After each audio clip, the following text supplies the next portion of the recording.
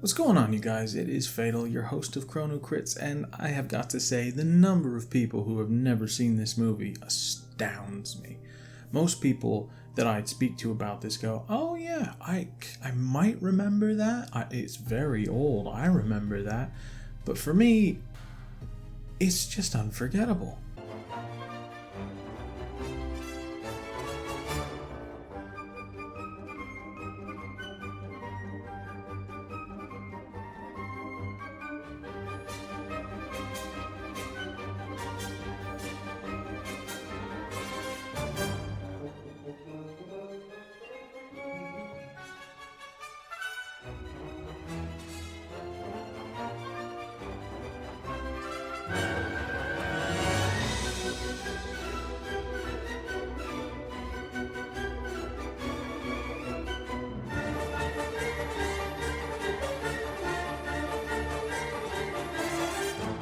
I remember being 7 years old when Mouse Hunt came out. It was so good. I laughed like a lunatic, even though I was a little kid and most of the more adult jokes went over my head. When people ask me, Robbie, do you know any really good comedy films that maybe don't have all the publicity, haven't been talked about a million times, or aren't famously funny but not actually funny? Looking at you, Napoleon Dynamite. And my answer is always, have you seen Mouse Hunt? Released in 1997 as the cinematic debut of one Gore Verbinski. Where have you heard that name before? Mouse Hunt is a sharp-tongued, dark humor, over-the-top, hilarious, pseudo-realistic comedy set to the backdrop of Christmas.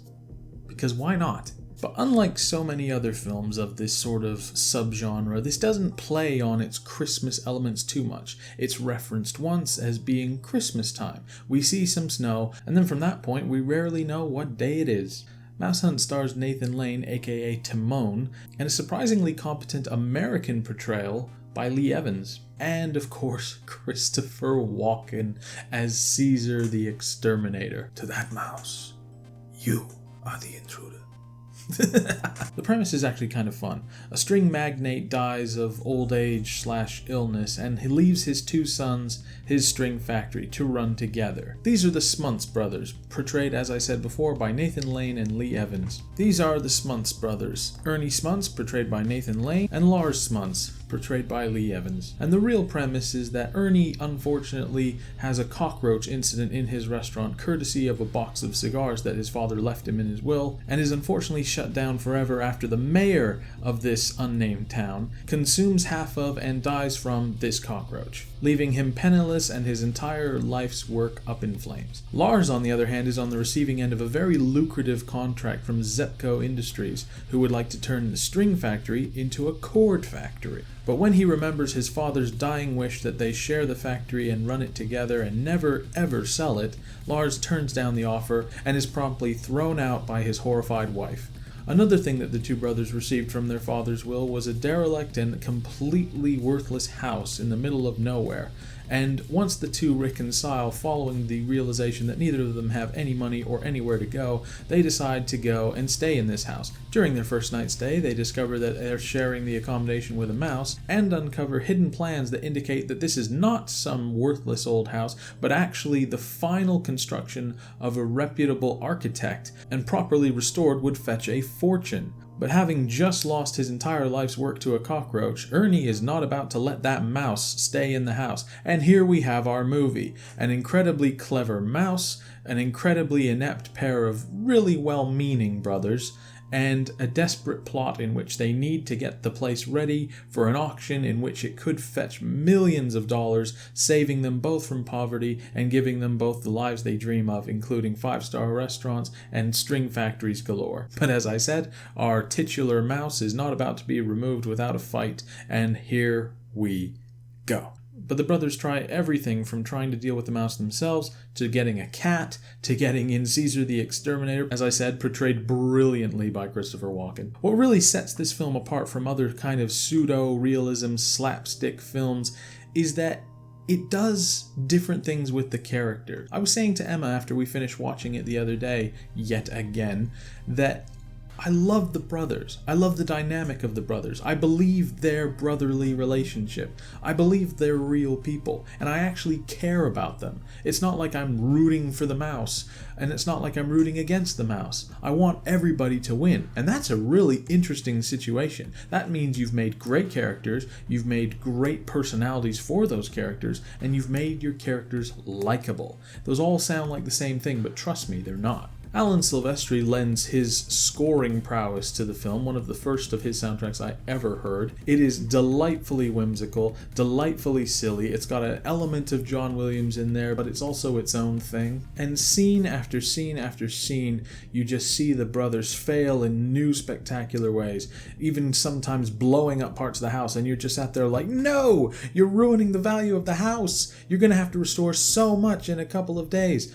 But you just loving every minute. Everything that could go wrong for these two does go wrong. They lose the last of their money on a tub that is meant to add to the decor and doesn't. They accidentally detonate a flea bomb under the floorboards and take out half the house. And while trying to flush the mouse out of its hole, they accidentally flood the whole house. But it's not all slapstick. Like I said, there's some dark humor here as well. There's a scene where they go to the pound and they see cats being gassed, and it's just done in such a tasteless yet somehow still entertaining way. And then the joke that the cat that they end up getting, which is named Catzilla, is so abnormal and has such difficulty finding a home that they might have to gas it again. Most people who don't know Mouse Hunt but have seen a scene from it have seen the mouse trap scene, where Lars and Ernie end up trapped in the back of the kitchen, surrounded by a couple hundred mouse traps, in hopes that if he snapped one of them, the chain reaction would get them all going, and one of them would get him. And they just end up trapped there, and the clever mouse detonates the whole trap, and you just watch the horrified look on their face as this wave of exploding mouse traps comes towards them, and it is gold. And it all leads up to a tasteful, justified, and fair ending for everybody, and I just love this movie so much, you guys. I love the characters, I love the music, I love the setting, I love the action. I love the slapstick. I love the over-the-top pseudo-realism. It's just fantastic. No.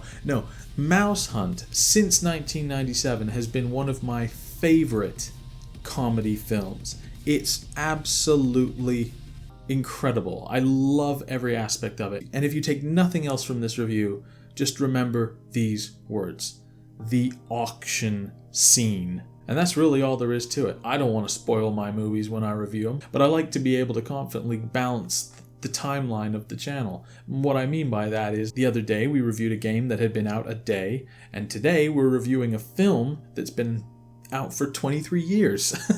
I don't know what else to say, you guys. Mouse Hunt is a delight. I love it. The critic in me says that there's probably reason to not overhype it, but because of how much of my childhood revolved around the film, and how much I love it as an adult, and what a jolt of adrenaline I get whenever I'm with someone who says they haven't seen it, and I know that I now get to show somebody that film for the first time, Mouse Hunt is legendary. I'm sorry, I know that that's probably going to be a ridiculous score to some people, but trust me, this is good. You've no excuse. It's on Netflix now. Go watch it and tell me what you guys think.